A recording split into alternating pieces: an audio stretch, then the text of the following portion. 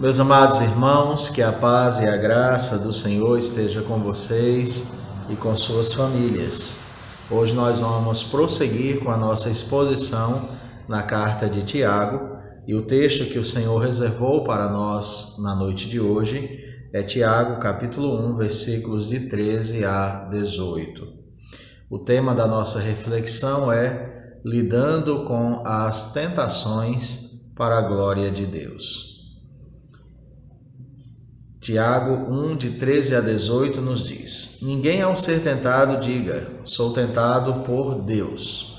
Porque Deus não pode ser tentado pelo mal, e Ele mesmo a ninguém tenta. Ao contrário, cada um é tentado pela sua própria cobiça, quando esta o atrai e seduz. Então a cobiça, depois de haver concebido, dá à luz o pecado. E o pecado, uma vez consumado, gera a morte. Não vos enganeis, meus amados irmãos. Toda boa dádiva e todo dom perfeito são lá do alto, descendo do Pai das luzes, em quem não pode existir variação ou sombra de mudança. Pois segundo o seu querer, ele nos gerou pela palavra da verdade, para que fôssemos como que primícias das suas criaturas. Oremos ao nosso Senhor. Pai, pedimos a Tua graça maravilhosa para que o Senhor fale ao nosso coração por meio desta palavra e pedimos ao Senhor que a utilize como instrumento poderoso para a edificação de muitas vidas. Ansiamos ser alimentados pelo Senhor e fortalecidos por meio do texto sagrado. Em nome de Jesus. Amém. Como temos observado, queridos, nesta preciosa epístola, viver a vida com Cristo não é uma tarefa fácil ou relaxante. Existem, para aqueles que professam a fé em Jesus, um árduo caminho rumo à glória do celeste porvir. Ainda que amemos o Senhor e seu caminho, precisamos lembrar que a porta é estreita e o caminho é árduo. Jesus nunca nos enganou, ele deixou isso muito claro quando no capítulo 7 de Mateus ele discorreu acerca das dificuldades do discípulo do Senhor. Mateus 7, de 13 a 14 diz assim: Entrai pela porta estreita, larga é a porta e espaçoso o caminho que conduz para a perdição, e são muitos os que entram por ela. Porque estreita é a porta e apertado o caminho que conduz para a vida, e são poucos os que acertam com ela. Nós temos visto isso nessa carta escrita por Tiago. O ano 44 depois de Cristo foi marcado por muitas perseguições aos nossos irmãos hebreus, espalhados pela diáspora, que se sucedeu logo após a morte do diácono Estevão e do apóstolo Tiago, xará deste que escreve esta carta. Mas além das perseguições sociais, financeiras e físicas, os crentes para quem Tiago escreve tinham que lutar contra um inimigo sujo e que sorrateiramente se acha infiltrado em cada um deles e também, meus irmãos, em cada um de nós. Este inimigo é a própria cobiça de seus corações e a concupiscência que tenta envolvê-los para pecarem contra o Senhor, nesse terrível contexto de perseguição. Queridos, a maior luta do crente sempre será contra o pecado. E o agente do mal mais influenciador da nossa vida é a nossa natureza caída com seus desejos pecaminosos. Sempre precisaremos estar em alerta contra o inimigo chamado tentação, para que ele não nos leve a pecar e este pecado nos maltrate espiritualmente. Sabedor do quão difícil é lidar com as tentações, Tiago escreve esta porção da carta para dar algumas preciosas orientações aos irmãos sobre as tentações. E a primeira destas orientações preciosas diz respeito à origem das tentações. Então, a primeira verdade está no verso 13. Ninguém ao ser tentado diga, sou tentado por Deus, porque Deus não pode ser tentado pelo mal, e ele mesmo a ninguém tenta. Então, em primeiro lugar, as tentações não possuem origem em Deus. Queridos irmãos, a palavra grega traduzida por tentação é a mesma traduzida por provação. Esta palavra é peirasmon. E no versículo 13, ela está no original peirasômenos. Por isso gosto da tradução João Ferreira de Almeida, porque foi observado o contexto da palavra, de maneira que no verso 13 em diante, Tiago fala de um tipo de provação que não tem origem no Senhor. Esta provação se constitui exatamente nas tentações. Mas por que Tiago diz a seus leitores para não pensarem que é Deus quem os está tentando? Queridos, porque há uma tendência natural do homem de lançar a culpa pelos seus erros sobre terceiros. É comum dizermos, eu errei por causa dele ou por causa dela. Eu creio que alguns cristãos estavam cedendo a tentações nesse contexto difícil que eles viviam de perseguição e responsabilizando Deus pelas suas próprias fraquezas pessoais. Infelizmente, você encontra pessoas que agem dessa forma, que dizem assim, olha, eu tenho vivido de forma errada, mas é com a permissão de Deus. Ou outros que também fazem o seguinte, olha, eu pequei, mas foi o diabo que me fez pecar. O diabo pode nos tentar, não nos fazer pecar. O único que pode nos fazer pecar somos nós mesmos, por meio da nossa natureza pecaminosa, quando esta nos atrai e seduz. Nós vamos ver isso já aqui na exposição desse texto.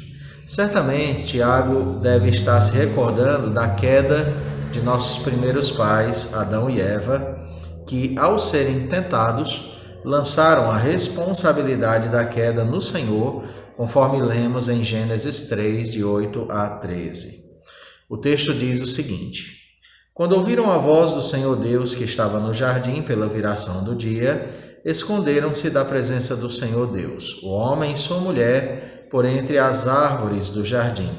E chamou o Senhor Deus ao homem e lhe perguntou, onde estás? Ele respondeu, ouvi a tua voz no jardim, e porque estava nu, tive medo, e me escondi. Perguntou-lhe Deus, quem te fez saber que estavas nu?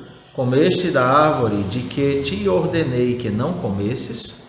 Então disse o homem, a mulher que me deste por esposa, ela me deu da árvore e eu comi. Disse o Senhor Deus à mulher, que é isso que fizeste? Respondeu a mulher, a serpente me enganou e eu comi.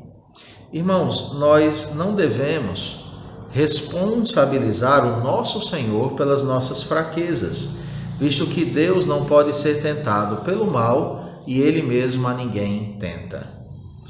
O Dr. Russell Norman Champlin, comentando este versículo, ele disse algo interessante. Não é tudo que ele diz que é interessante não, ok? Mas eu achei interessantíssimo o que ele colocou. Ele disse assim, não há qualquer debilidade no caráter de Deus e nem defeito em sua santidade, que possa admitir qualquer inclinação para o mal. O mal não atrai a Deus, pois ele não pode ser tentado. Sendo este o caso, dificilmente se interessaria por tentar aos homens. Porém, o homem tem uma tendência para o mal, sendo facilmente tentado pelo mal e, com frequência, é encontrado a tentar a outros para que com ele participem de sua maldade. Havia um ensinamento entre os judeus que afirmava que Deus implanta no homem duas tendências, uma boa e a outra má, para ver o que o homem faria. O autor sagrado rebate tal ideia, considerando-a uma blasfêmia.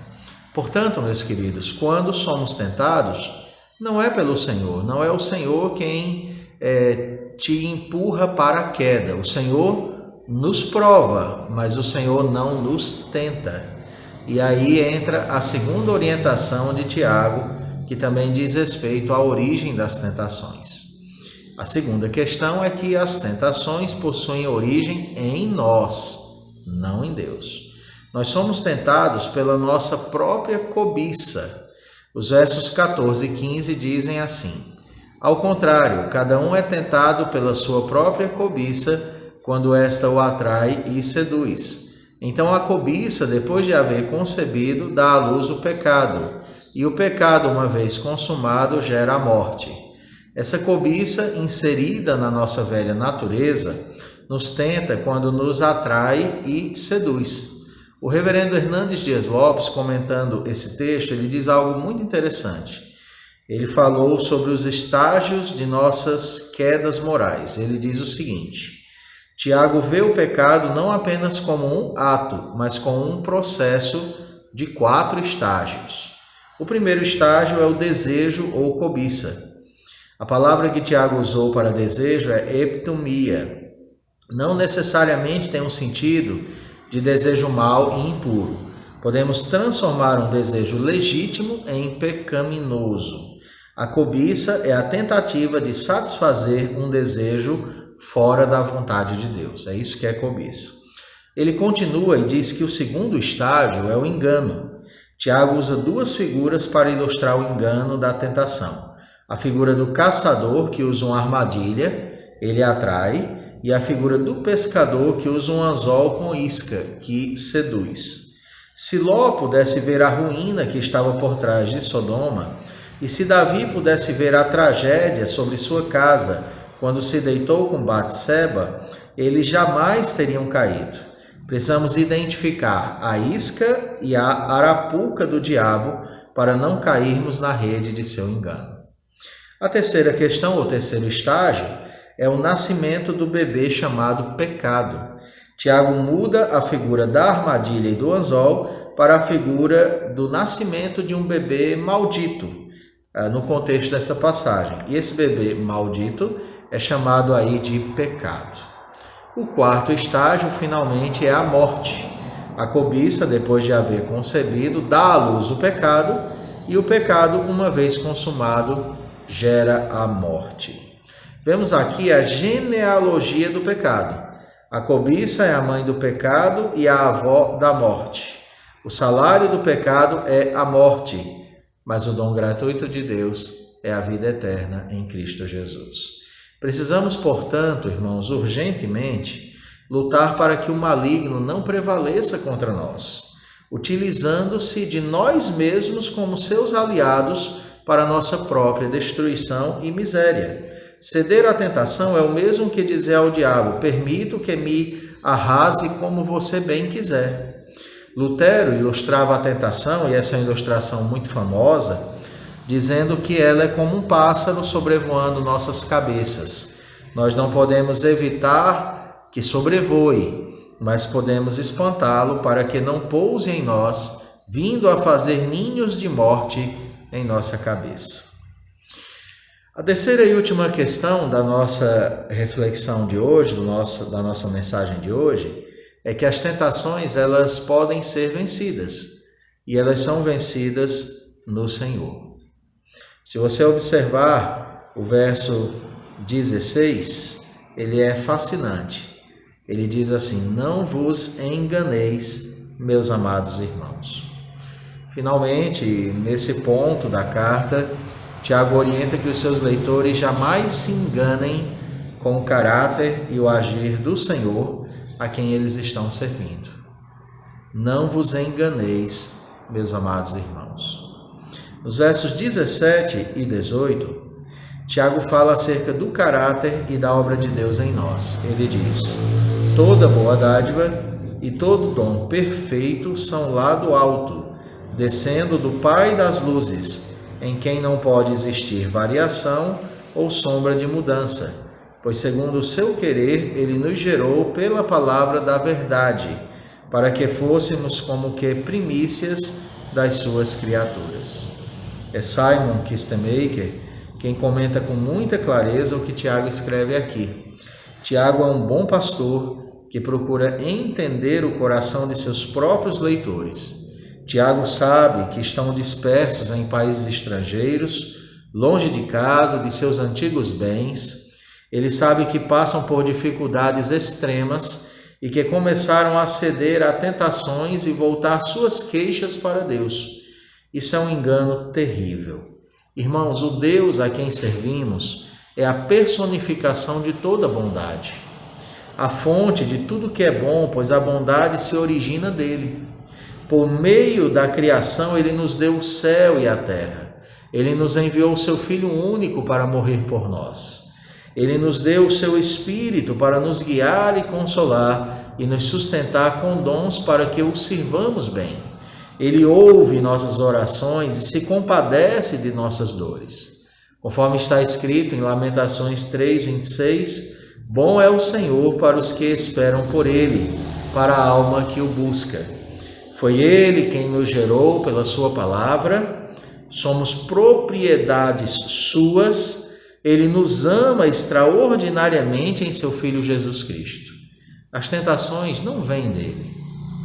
As provas que ele permite que passemos são para a nossa santificação e aperfeiçoamento. Mas somos tentados por nossa própria cobiça, por nós mesmos. E aí a conclusão que nós chegamos hoje é que há uma luta para nós, há uma batalha, estamos em guerra. E precisamos lutar para não cedermos às tentações. Precisamos ter o máximo de cuidado para não culparmos o Senhor pelas nossas fraquezas e pelas consequências de nossos erros. Lembremos das aflições que passamos e em cada uma delas nós podemos ver que o Senhor é bom para conosco e nos deu a dádiva de sermos seus filhos. Um dia nossos sofrimentos findarão e então finalmente viveremos na eterna glória do Pai. Então, cuidado com as armadilhas do seu próprio ser, do seu próprio coração. A maior batalha é contra nós mesmos. O inimigo que precisamos esmurrar é a nossa velha natureza com os seus pecados. E precisamos nos abrigar na palavra de Deus. E aí Tiago vai seguir a sua carta e vai nos falar acerca da prática da palavra. E praticarmos a palavra é uma obra poderosa para vencer as tentações. Que o Senhor aplique essas verdades ao teu coração. Vamos orar. Querido Senhor, bondoso, amantíssimo Pai, pedimos a Ti de todo o nosso coração que o Senhor continue usando a Sua palavra com poder para nos transformar e abençoar. Que possamos, Senhor Deus, levar a sério esses perigos da velha natureza, lutarmos contra o pecado que habita em nós e sermos zelosos do Senhor. Em nome de Jesus. Amém. Meu querido irmão e amigo, que Deus te abençoe. Se você tem sido edificado com essa série de sermões, não deixe de compartilhar com os seus amigos, vizinhos, irmãos de outras igrejas. E não deixe de orar pela Igreja Presbiteriana de Acopiara.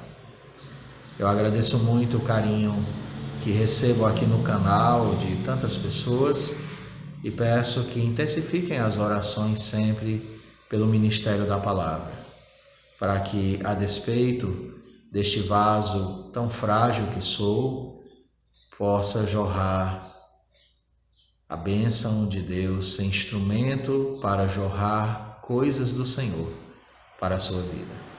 Obrigado pelo carinho, atenção, divulgue esse vídeo e convide pessoas. Estamos às portas de reabrirmos os cultos, estamos dando um pouco mais de tempo, queremos zelar pelos protocolos, tomar todos os cuidados, mas quando houver a reabertura, nós precisaremos ter mais inscritos no canal para melhor divulgarmos a palavra de Deus. Deus abençoe a vida de vocês. Paz e a graça do Senhor Jesus.